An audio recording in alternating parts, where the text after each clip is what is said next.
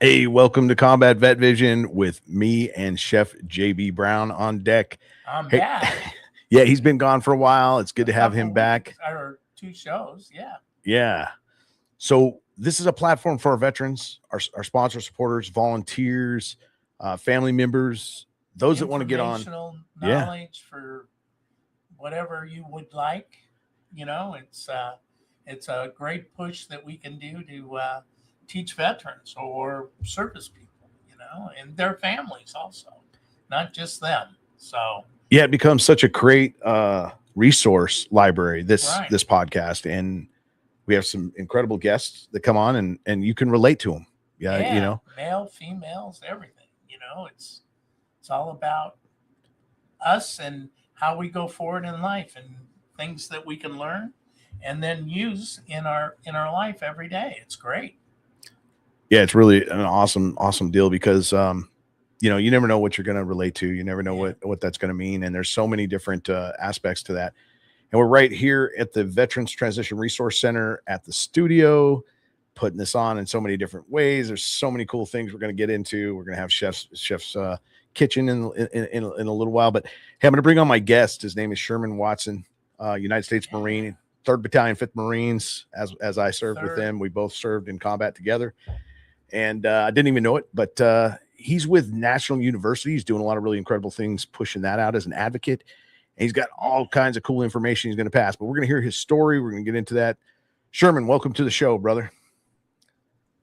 Hi, you guys. Thanks for having me. It's incredible being here. And it's been an honor. Thank you guys for being on this platform. Thank you so much. Yeah, thank you Thank you. for your service. And I'm really interested in National University, but that's later. Let's Let's start with your story. Yeah. I want to know, obviously we talked, you're in Compton, Carson area. And that's my old stomping grounds because I was at Naval Hospital Long Beach was my first duty station, but it's no longer there. And that was actually in Carson, even though it was Naval Hospital Long Beach. But it now is like a Petco, Edward Cinemas, whole bunch of other cool things, shopping center there. But hey, Sherman, if you could talk, you grew up in Texas. Tell your story. What was your inspiration? Join the Marine Corps, all these cool things. Mine was a bit sombering moment. I was a young man, like we all are, young man, young woman, and I was at work, and I seen these planes crash into the World Trade Building in New York, and I got somebody coming in the background. That's all right. That's all right.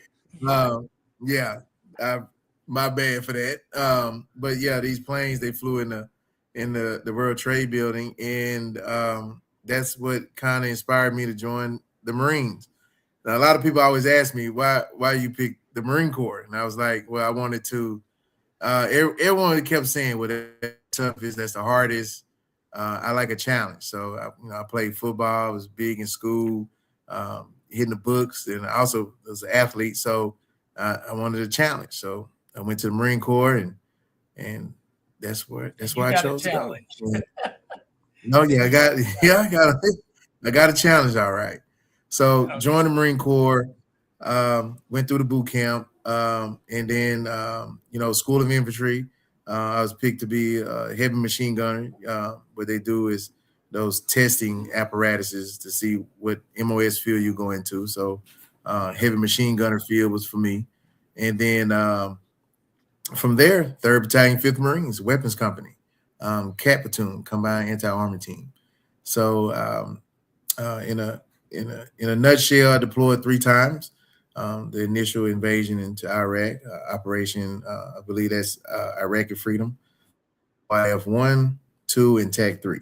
So 2003, 2004, and 2006, the deployments with CAT platoon. Now, every deployment, I was injured in combat, and now I'm out. I retired at a very young age. I believe it's 80% through the Marine Corps, and it's just rebuilding from there. A bunch of rehabilitation, med boards, and all that good stuff. What we said, grunt stuff, getting better, and just that's where I'm. It's the Marine Corps. all those deployments under my belt with my brothers. Those were some memories. But that didn't stop there. So what I wanted to do was seeing all that destruction, being a part of it, deploying so many times. I wanted to do something that I promised my brothers that I lost on the battlefield, that I'm going to get back and I'm going to assist veterans. Is it personal, or is it going to be with a job? It's going to be in some kind of way to give back, to make sure veterans are not going to the street or to substance or just to the wayside, not being forgotten. And for me being out front these so many decades, assisting veterans, this veteran world is brought me back forward to that promise, and even enriching myself to continue my personal mission in assisting as many veterans and their families until I say, well, I think that's enough. It's time for me to retire to that ranch in Texas. Yeah. So, you got 3 Purple Hearts, 3 deployments. You came back, obviously, and it's real easy to kind of find that way out. But how did your transition go when you got out? Obviously, you had goals, you had a lot of things that you wanted to do. But how was your transition from leaving all that stuff in the Marine Corps? And obviously, going to combat's not an easy task, especially as Cap Platoon. Hanging out with Brian Shontosh, that kind of stuff with 3rd Battalion, 5th Marines. Yeah. So it was really no transition. So it was, this was new to the Marine Corps. It's been a minute since the Marine Corps was involved in a long conflict such as the one that I was a part of. So it was what you had to deal with was the transitional phase was this Simplify Fund and Wounded Warriors. I was in the Wounded Warrior barracks, rehabilitating from a grade 3 concussion from the IED in 2006.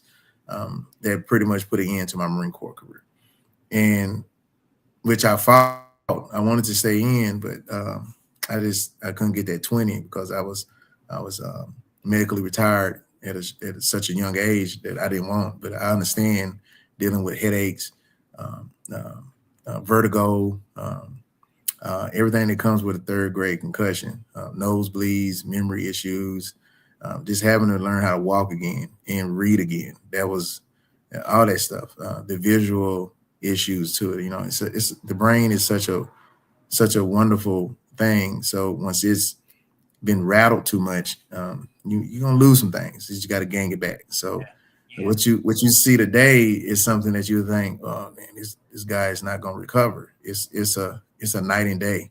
So that was basically the transition, just rehabilitation. I didn't go through no TAPS class, no transitional class. It was, leaving Scripps and being retired from the Marine Corps. That's where I was. Scripps Hospital and the Naval Hospital on board Camp Pendleton. And that was my transition. That was pretty much my transition out the Marine Corps. Right. So you were with Wounded Warrior Battalion West for a certain amount of time until they transitioned you out. And was that a complete handoff to the VA? Did you feel like that handoff went smooth? Obviously, I know the battalion was working on that for a long period of time because that's really where 93% of all of our veterans went from Wounded Warrior Battalion West to they're out of the Marine Corps, they're out of their service. And now they have to be hopefully handed off to the next echelon of medical care. Hopefully, without any kind of break or different things like that. How was yours? How did yours work out? So it was, I would say I was the lucky ones. They, from my experience, I can see that they took care of the combat wounded. That's one of their, I guess, main goals or focus, to make sure that we have everything set up for us. So they brought actually the VA in. It was actually the VA from San Diego. And they did the whole workup with us while we were still in service, while we were still in the Wounded Warrior barracks. And these wasn't the Wounded Warrior barracks that you see today. These was like little trailers. And we had our own little trailers. And this is right in 2006 when they were trying to build this stuff. So while I was serving in overseas in 03, 04, that's probably when they was probably building it in 2004. They seen this uptick of casualties coming back, so they needed a place for them other than the units, us being in the units, because that's where I started out, was back at the barracks. Then they realized, oh, he's leaving for his appointments from the barracks, but I need to be closer to the Naval Hospital so I can see the doctors too, because it's other things that they need to see me about. And I guess, them understanding that, and that's when they formulated the barracks, what we seen when I left and what we see today.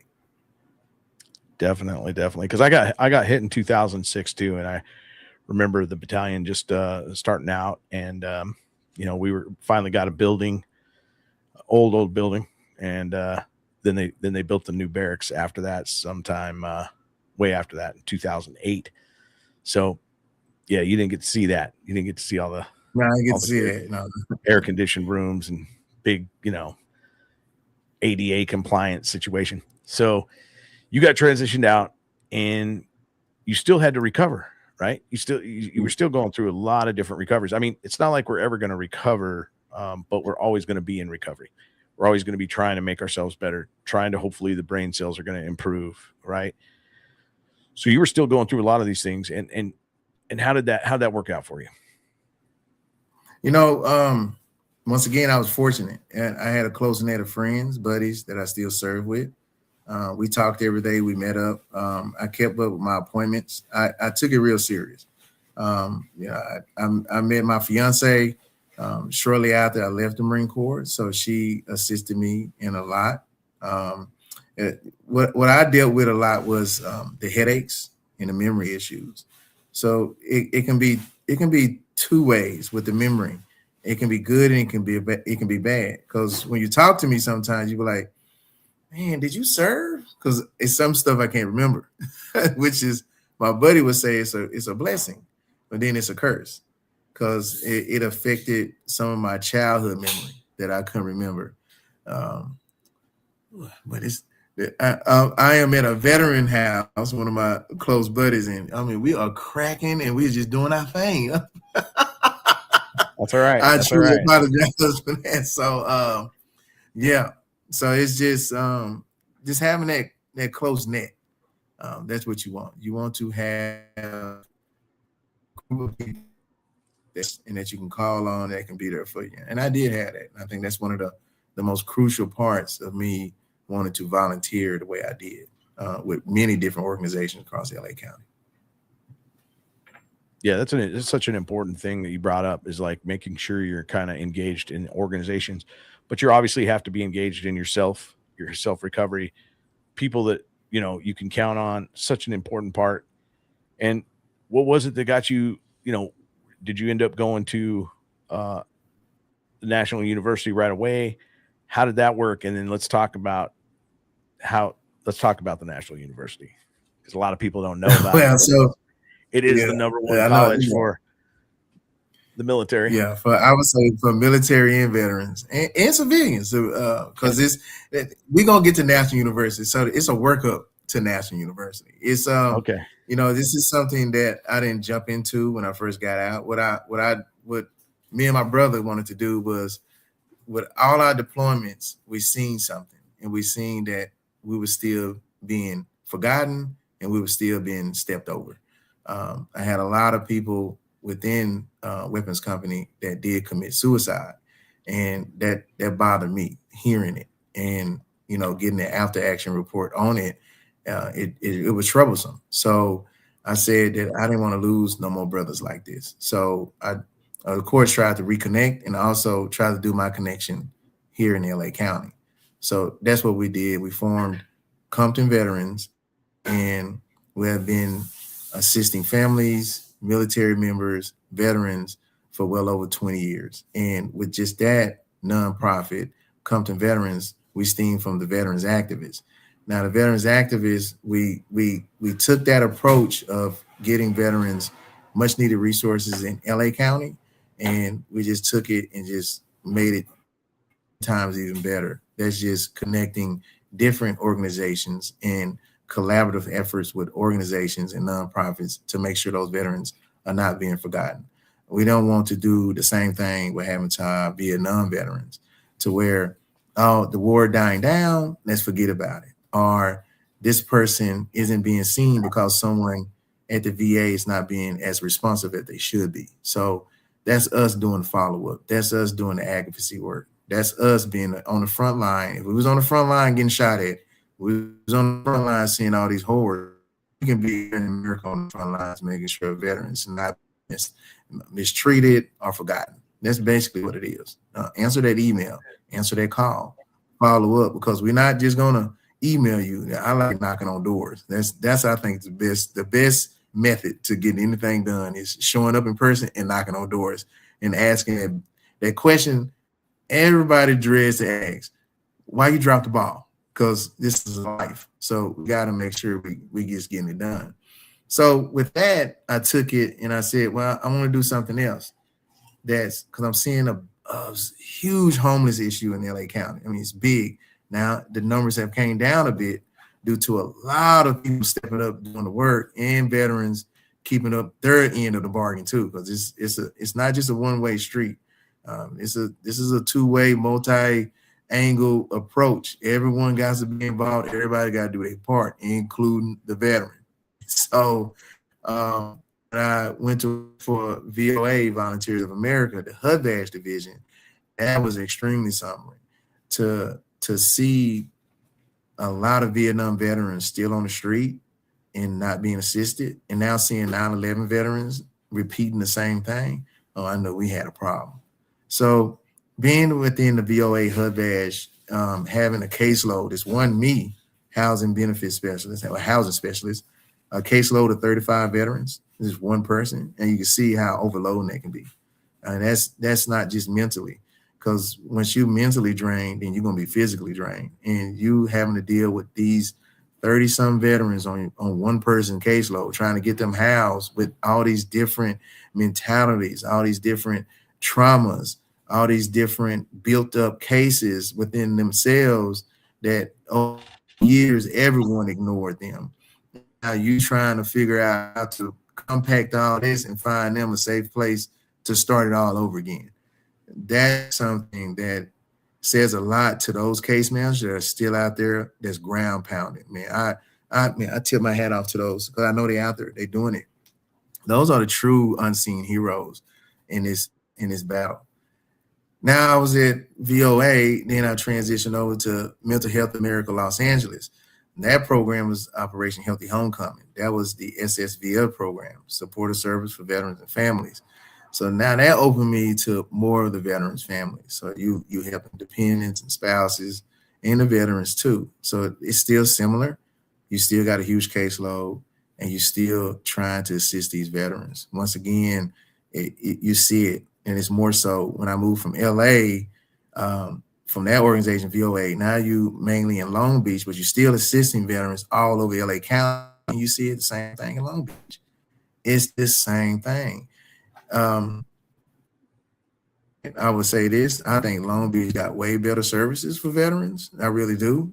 Just my experience from working in that field for, I would say, close to 15 years. But it's still the same issues.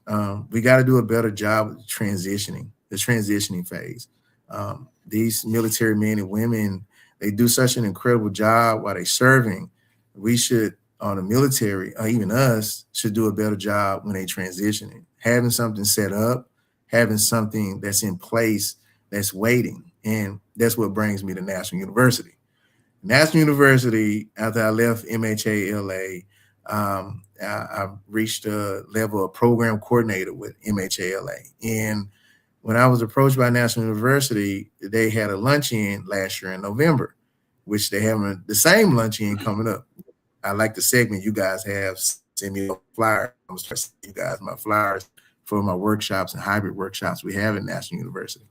Now, so for everybody that don't know about National University, they've been around since 1971, founded by a military and a veteran. He's seen that it's really no college that fits our schedule. That's basically what it is.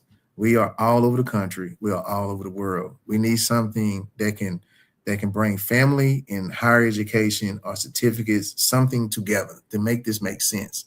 so that these men and women in uniform and out of uniform, they can have a place that they can still feel familiar with and call home.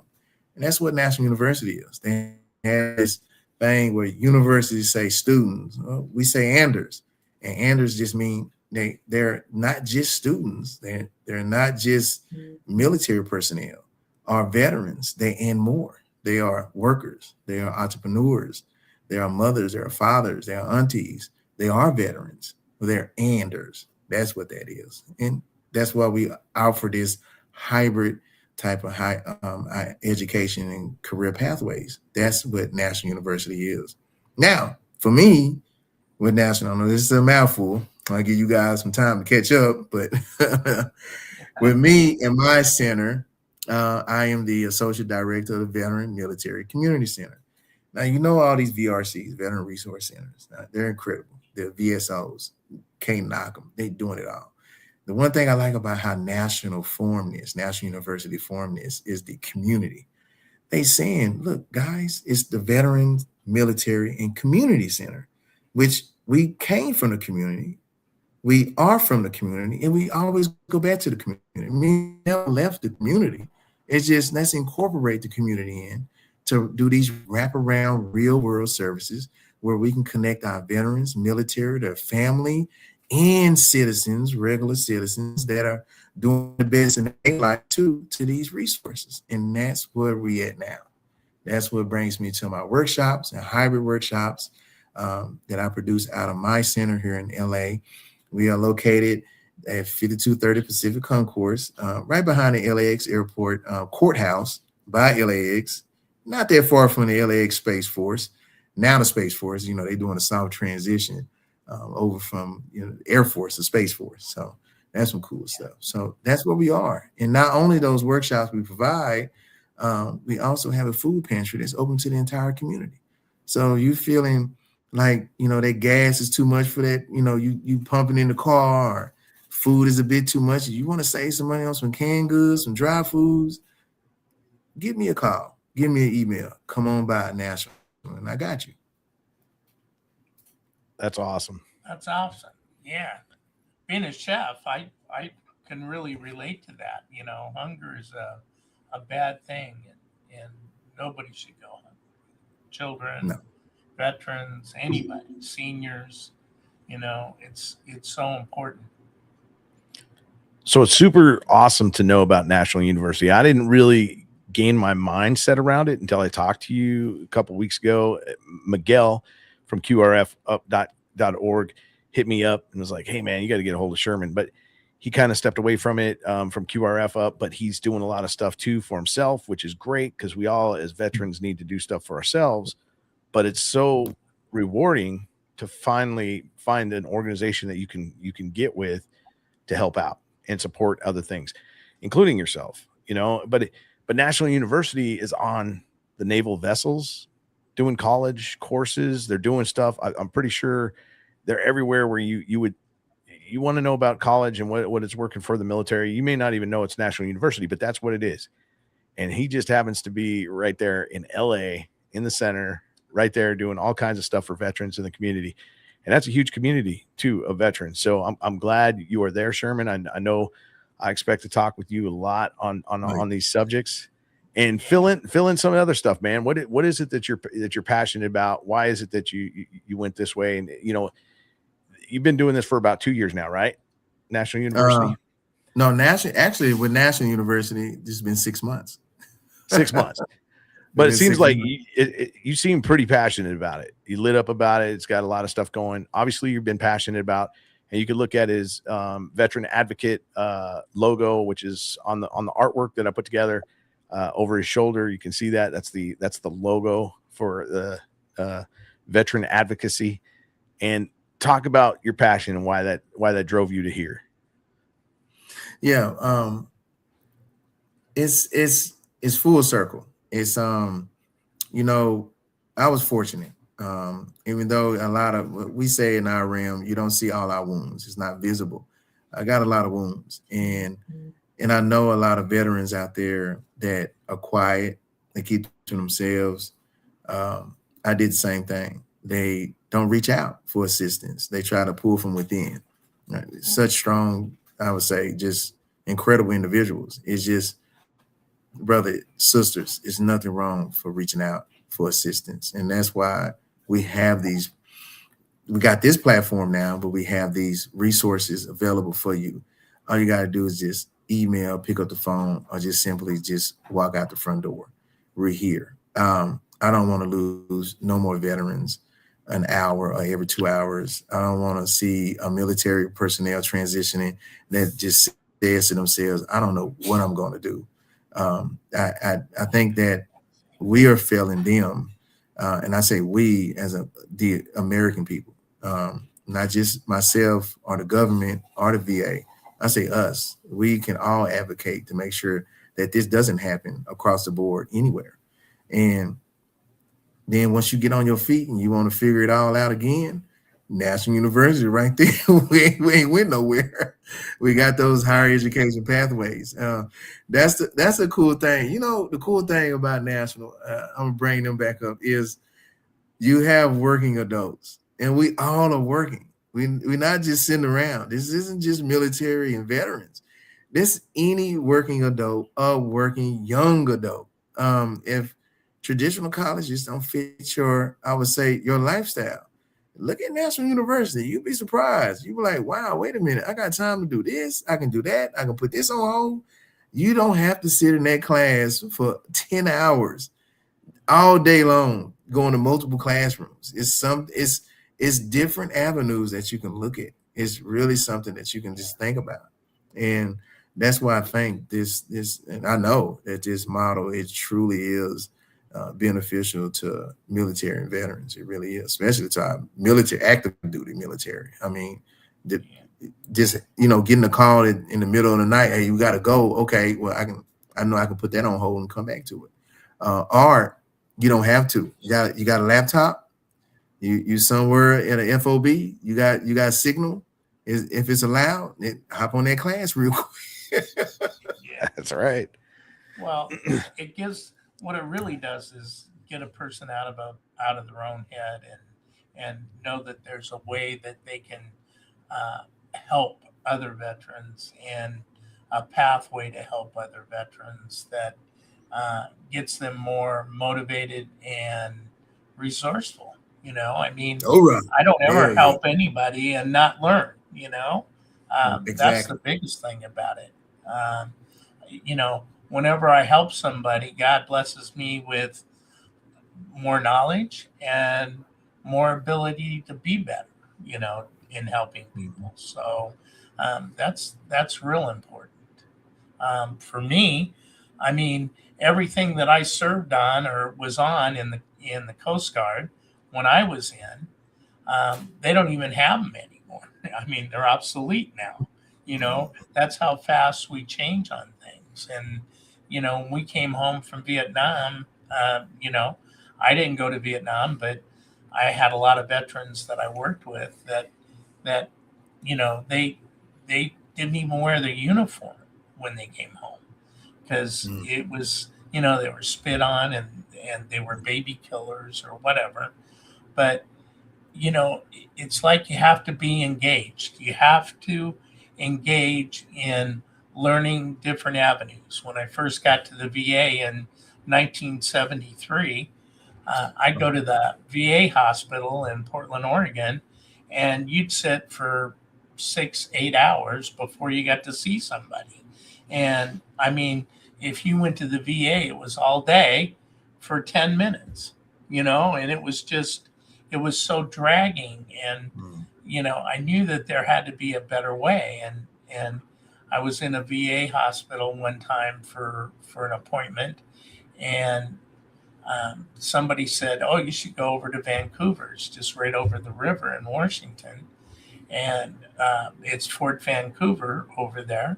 And it's small, it's quick, it's pretty easy, lots of parking, no problems. So I went one day and I said, can I come here? And they said, yeah, we'll take you, not a problem. And all of a sudden, it changed my life, so to speak. I I started getting more engaged because it was easier to be engaged with other veterans and getting more more done, but also doing it better, so to speak. Yeah. You know, if you're not taking all your time up sitting around, just sitting around waiting to see somebody and talking to veterans, I mean, that's pretty good in its own self. But, anytime you get a chance to talk to veterans, talk to them, because you always learn something, Definitely. And I know, Chef, you paved, the first pathway for someone coming out of the service and then going into the to be a chef. Yes. And, National University might not have been around. No. In 1971, it was around, but it maybe wasn't around as well to do that. But no, this is the first time I've heard about it. For and you, I'm 74 years old. Yes. But obviously, how important it is for a college to say, "Okay, cool, we're going to use the GI Bill. We're going to let you use that, right?" Yeah. And you were able to navigate some stuff, but you had OJT training for chefs. You had to push for that. Yeah. I shut the door for I was the first one. It was just how it was. I mean, the ACF pushed the United States military programs for chefs because we weren't even as a professional grade until 76 when finally they recognized it as a professional field. So we were domestic, like a maid or a butler. That's what a chef was. So, I mean, it's baby steps and it's, pushing and I helped push it a little bit, but I didn't realize that when I was doing that. I was just helping out their veterans, and my chef was helping veterans. So, I mean, that's how it works. And that's why this is such a great resource, Sherman. I'm going to let you, fill in any last words you might want to talk about. And like I said, you can always come on, throw some other information out here, but you might have some veterans that might want to be chefs. And this, through National University and Chef J.B. Brown, I mean, there's a lot of, he works with the college here. He trains all these chefs up here. I went to his, thing. He knew all the chefs and they're all like learning, and he's got veterans that are doing this program as well. So, this is all part of this really cool network. And Sherman, you're such a great resource. Because if anybody asks me how to go to college, I'm going to be like, you need to talk to Sherman Watson because he's at National University. But not only that, but your advocacy and your stuff. I look forward to talking to you some more and working on some projects with you along the way, because I mean, this is our lives. I mean, we just kind of wrap our minds around what we're going to do to help our veteran community. I might not have enough answers, but I'll be able to consult with you and get those. Some hope though. And yeah. You give the guy that has lots of hope, and that's what veterans need. They need hope. And you guys can always get a hold of Sherman through me, but Sherman, go ahead and give your last final words that you might want to put out there. And if somebody wants to get a hold of you, feel free to put out as much information about that as you want. All right. Well, first and foremost, I would like to thank both of you guys at Combat Vision. Thank you guys so much for hosting me and promoting this and giving me this opportunity on this platform to tell people about National University and I would say my experience in getting veterans resources. But if you would like to be more involved, or if you like any kind of resources or benefits, you can reach out to me at my email at swatson2@nu.edu. That's swatson2@nu.edu. And of course, I'm gonna be hitting these guys up with those cool flyers and workshops coming that we already got in place. I just need to send them the information so that we can spread the word. Okay. That's right. Hey, Sherman, thanks a lot for being on the show. I look forward to having you again. Another 3rd Battalion, 5th Marines buddy of mine. I mean, it's just so incredible to find out. Yeah, hoorah. Get all some. Right, Chief. All right, Chef. Thank you so much. Hey, thanks a lot, Sherman. brother. We appreciate you, man. Hey, thanks for the shout out. EDU did do a shout out for the show, and so did Recon Chief Incorporated.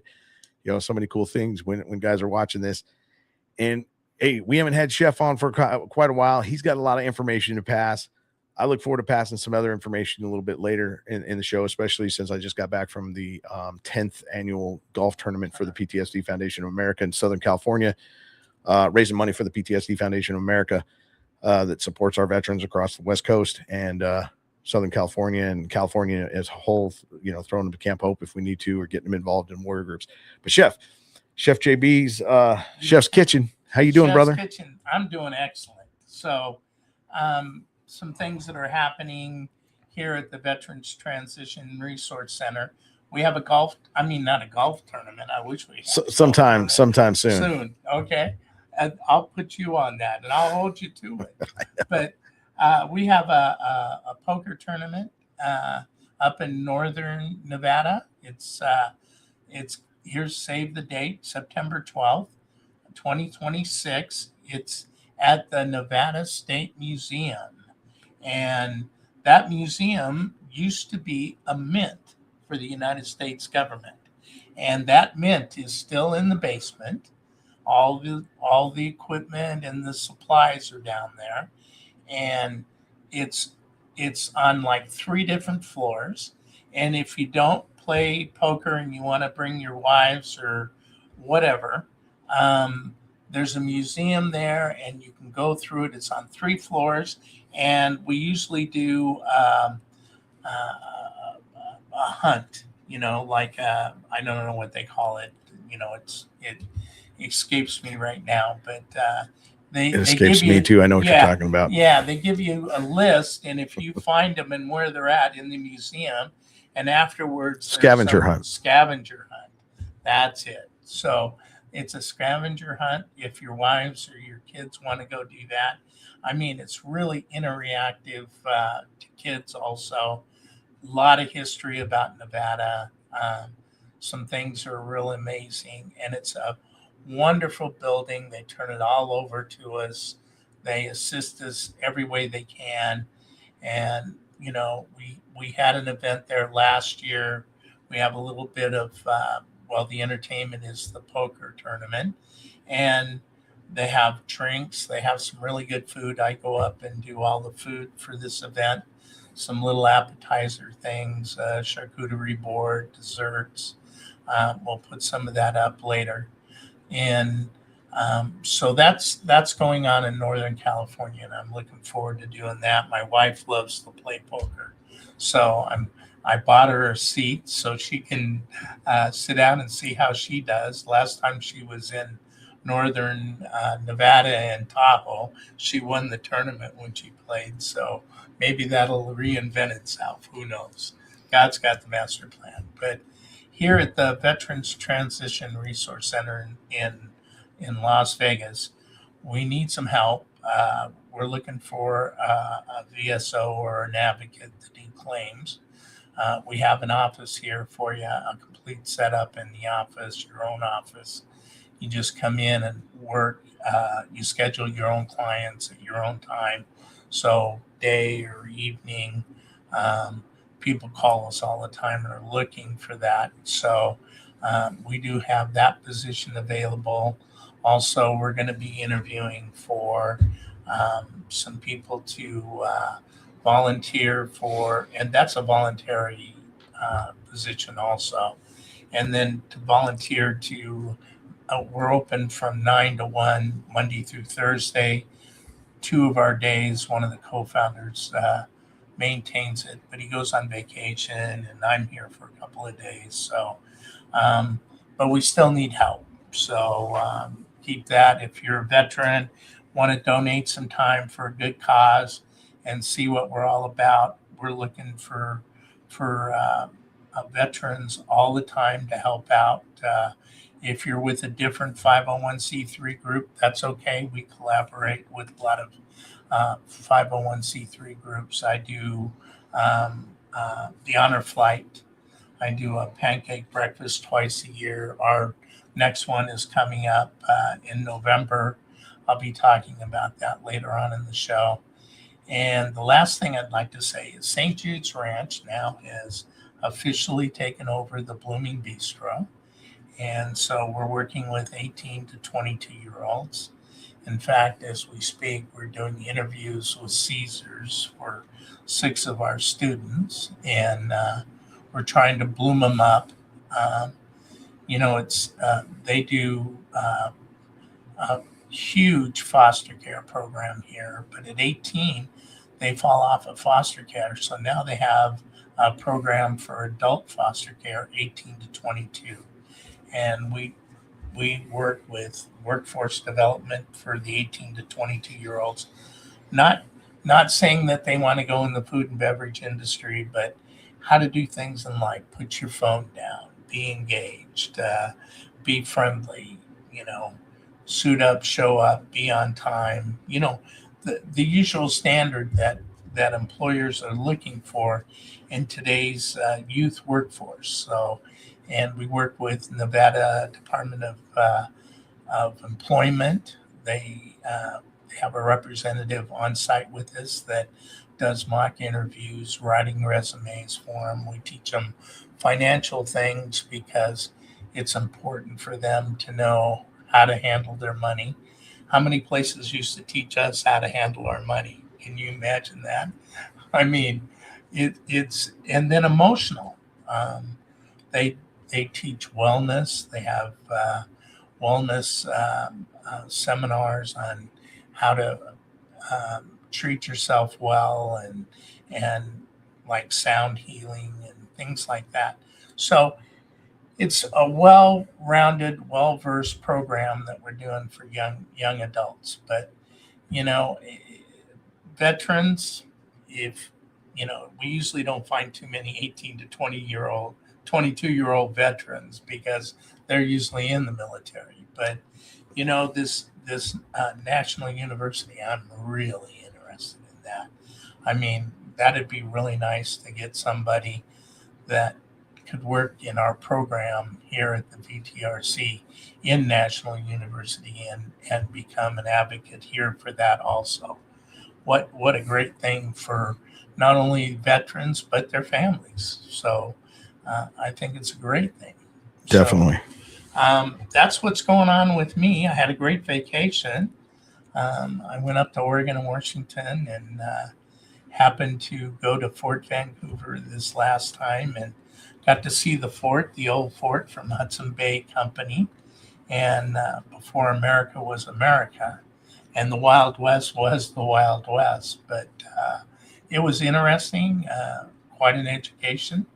Never realized, I'd been to that fort in 73, 74, 75, 76, up to 79, and then I moved away from Oregon. But that's the VA hospital I went to all the time because it was quick, it was easy, lots of parking, no problems.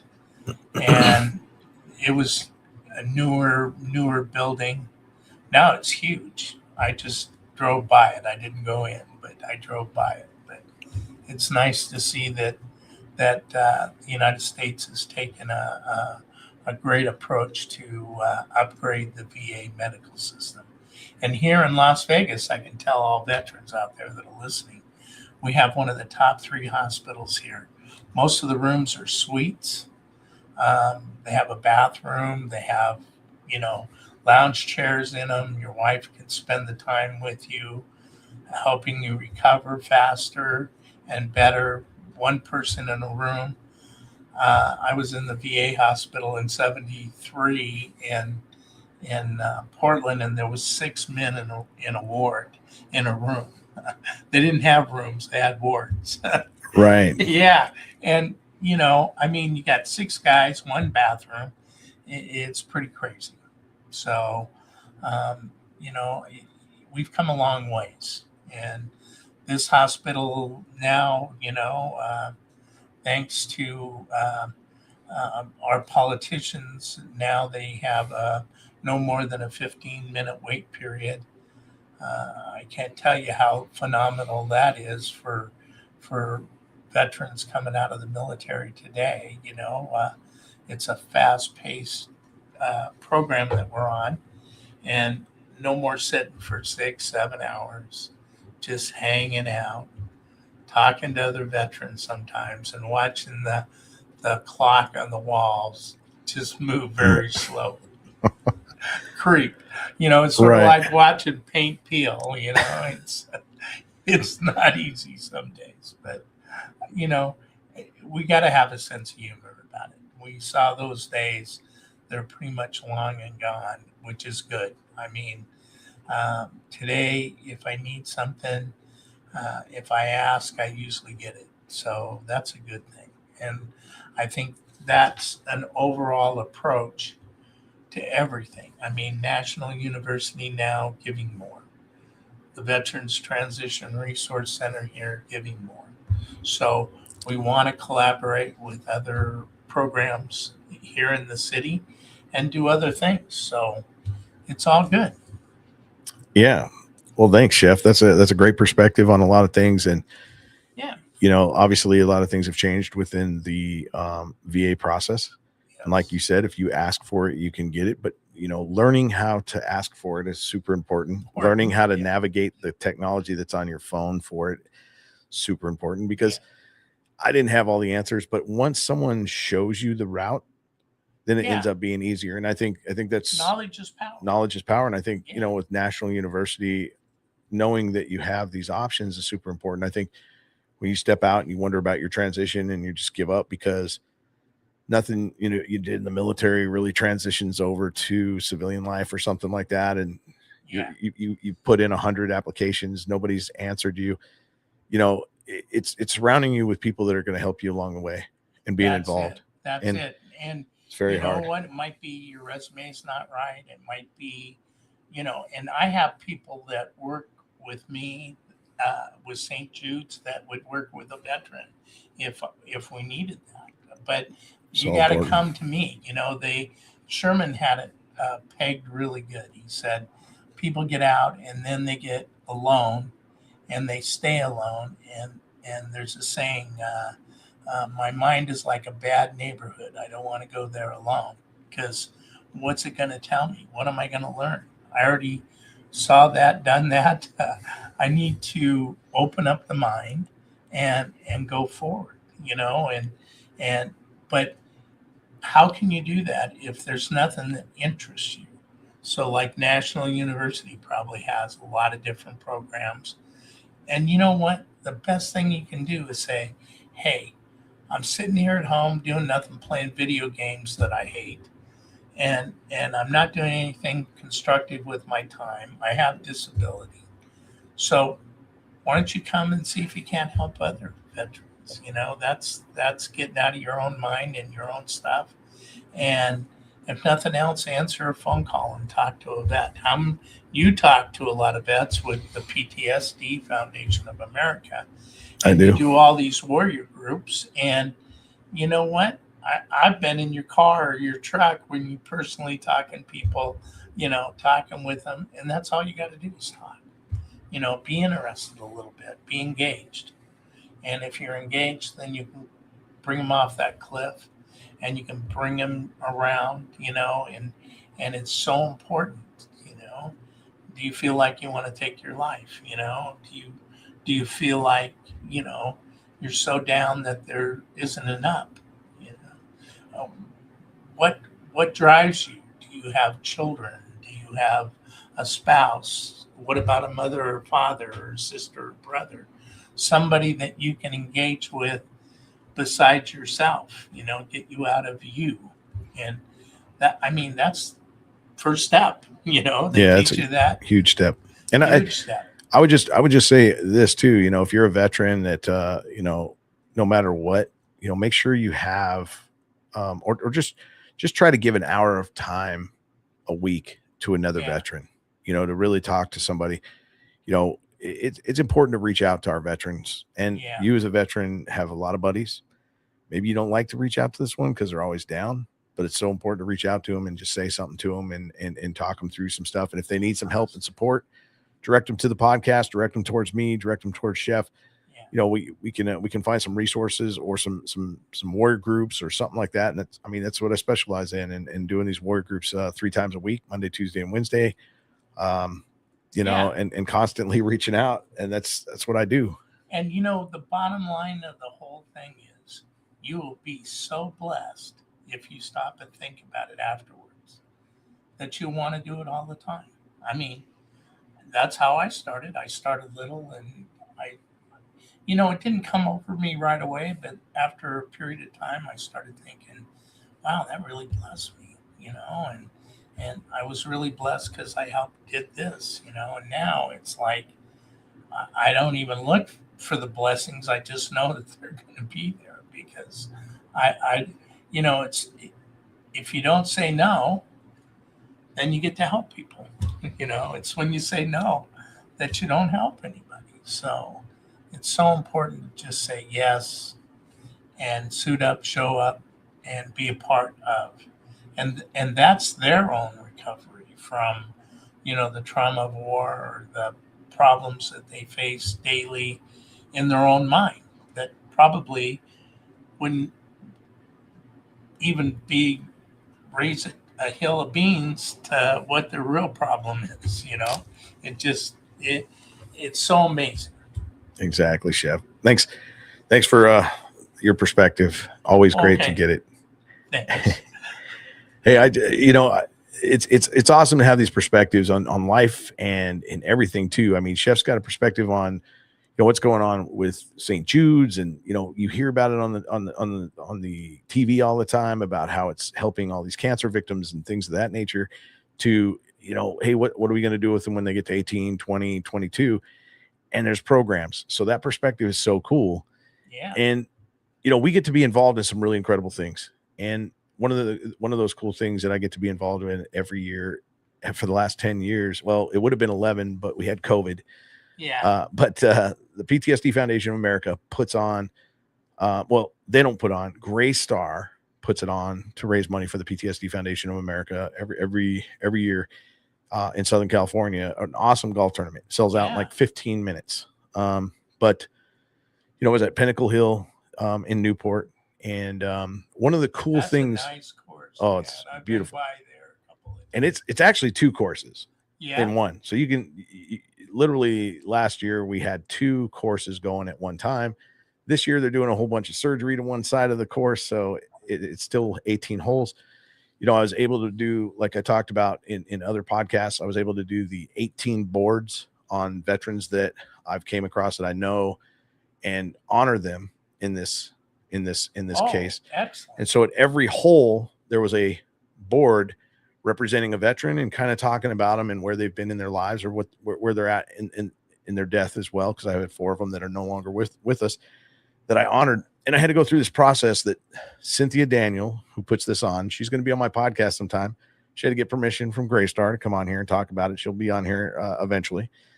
She might be a little bit shy, but she's seen from the beginning, way back when, what I was doing and believed in me and the foundation in such a way that they created such a cool golf tournament. And what's cool about it too is it's also a vending fair. And because Gray Star is like the largest apartment managers on the planet, they do all this cool stuff to build new buildings and kind of get, families moved in, and they have special programs for veterans too that allows them to find job opportunities. And there's through I was just going to say, being a maintenance. They do a lot of job opportunities for part-time work for veterans that help with the golf tournaments. Yeah, well, we have that as well through Tom Gibbons at Darts Only Golf, but that's another deal too. But this one specifically, obviously they need a lot of different things. They build massive buildings. They build all kinds of stuff from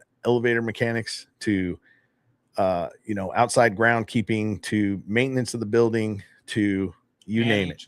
Everything. Yeah. Painting, flooring, and just some incredible things. And, Rampage Jackson was out there hanging out, signing autographs, doing a bunch of stuff right next to us, playing his music all loud and enjoying life. It was totally cool. He came over. He's going to be on my podcast here in the near future as well. So I look forward to getting him on. So there's I get to rub the celebrities. As somebody who really has been in the veteran community as far as like supporting it, doing, it gets to understand, hey, being a fighter, we're fighting in the military, whether you served in the military or didn't. As a fighter, you understand what it is to have an opponent, having to do that stuff. So I think it's really cool to get his perspective on life and just see where he's been and doing some stuff. But there's so many cool things. But what I really like about it is the fact that it does have a pathway to create jobs for our veterans. So if you're looking for a job, and I'd say elevator mechanic, if you can be that guy, I want to hear about it, because it's one of the highest paid jobs in the construction business, because you're constantly having to, hang from ropes. I mean, or cables or whatever it is to kind of make sure that the elevators are working okay. And but it seems like a real dangerous job, but it's also pretty cool, I would say. But they do have those opportunities. That's just one example, and it's something that I've always been fascinated with. And I'm like, hey, can you hook this guy up? Yeah. But there's a pathway. There's a pathway for you if you want to be involved. But first of all, you got to get yourself in a good position. And if you need to be in a good place, the PTSD Foundation of America is there to help you with your PTSD, substance abuse issues, all these different things that are kicking your butt.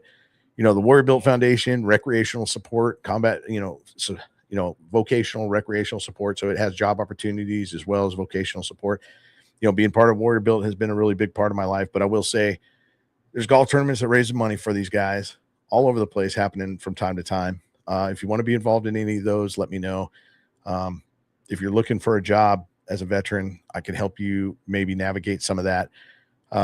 In some places across the country, I don't have all the resources, but I can find them and we'll look for them. So I think it's important to be part of this. I think it's really cool to be part of Chef's guys, and he takes me back and forth, And Brian Colburn's now in Las Vegas. He'll be here doing a lot of things, and so I'll see him a lot more. Brian Colburn behind the scenes, pushing all the buttons, making it happen. My producer of the show, and hey, it's good to see Jake McMillan's just giving me a shout out. He was with me at the golf tournament. I throw him under the bus as much as I can. Take him with me, and we do a bunch of cool things together. But to support the veterans in such a cool way. He's got a real estate company. He's trying to always do real estate in the Lake Elsinore, Wildomar, Temecula area. So if you need a real estate agent, let me know. And he's doing good stuff, but he's always helping me out with so many cool things. But I just want to put it out. Hey, Brian is also reviewing the podcast all the time. So I have Brian Colburn doing the review, and he's going to come on right now. We're going to talk about it, and we're going to close it out. Brian, how you doing, brother? Good, gentlemen. How are you? Good. Oh, excellent. Good. Well, you're up, buddy. Hey, I've got the easy job. I get to sit back and tell you what an incredible guest, incredible work. It's cool. He's from my old stomping grounds.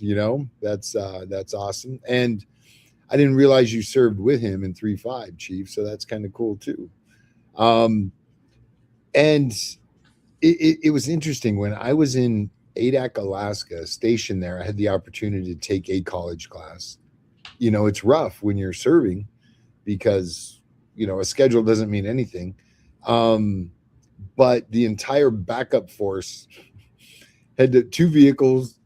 I think it was 13 guys, myself. I'm the only guy sitting in class. They had to sit in freezing cold weather in the vehicles ready to go. And, if I got a radio call, I had to run out of class. And I'm the only guy armed up, sitting in class trying to learn. I think I took like an American history class or something. I don't believe it was through National, and I wish I would have known more about them when I did serve, because if I would have spent more time in a classroom than on a bar stool, I probably would have been a lot better off today. And that's brother. Hey, well, we still have the option. Remember, he said for veterans, family. So, it's still an option. So absolutely. National University. I want to throw that name out there. Absolutely. And the link is in the show notes. And I believe his link for LinkedIn is in the show notes as well. So hit him up if you're looking for anything. But, it's really interesting, Chief, because during lunch, we talked about developing more story into what we're doing. And that rang so true with what we were doing today. And I look forward to working with the both of you on that and slowly integrating a little more story into the great information we give, just because stories are memorable, stories can be a little more impactful. And when we reduce the bulleted list of information and develop a story, it's going to be that much more impactful to the guests or to the listeners. But great show, guys. Great information. Love what you're doing for the community and the veterans. And I would really love to see a segment where we talk to maybe somebody getting ready to join in the DEP program, getting ready to go to boot camp. Maybe we need to find a local recruiting office here and see if they want to play ball. I mean, and what a great experience for that poolee to be surrounded by men like yourselves who've been there, done that before they go away. That might be something cool to explore in the future. And great returning guests, you know, a few weeks later, depending on which service they go into, what was their boot camp experience like? Bring them back on. What was your basic schools like? Bring them back on. You've been a year in the fleet, you know, in my world, you know, what's life like? I mean, that could be really cool, chronicling that story for that individual to look back on too in 10, 15, 20 years. So Right. Yeah. that popped into my mind. But again, great job, guys. Love what you're doing. Keep it up. And we'll see you next week. Thanks, Brian. Okay. It's always good to have a live review on here because this is to make podcasters better, including myself. Obviously, I'm on the hot seat, and so is Chef is on the hot seat. But Chef's on the hot seat a lot because he's always cooking. So That's a good way to put it. that's a good way to put it. Yeah. Hey, but I really appreciate having this opportunity to always bring something to the table, and you know, the knowledge is power, and this is a resource catalog of stories, and you know, I need to get better at telling mine a little bit better because I've bullet pointed it so much that I've sugarcoated it to where it's just kind of bullet pointed. Yeah. But I'm looking forward to, like, you know, developing with Brian. Brian's helping me not only learn, you know, a lot of the AI stuff to better manage this whole system, to the artwork, to everything in between. And Chef, any final words, brother? No, just, you know, Confucius say mind is like umbrella, only works when open. So keep an open mind, and if you get lonely, give us a call. We'll help. We'll put you to work. I'll put you to work. Right. That's it. Bon appetit. Bon appetit. That's right. That's Chef's going away words. Hey, and until next time, hey, love having you, love seeing you. Thanks for being my guests on here. Thanks for being the audience as well. And I'm looking forward to our next one. Until next time, strength and honor. Out. The only way, and we need nothing more. The only way, together forever, that's for sure.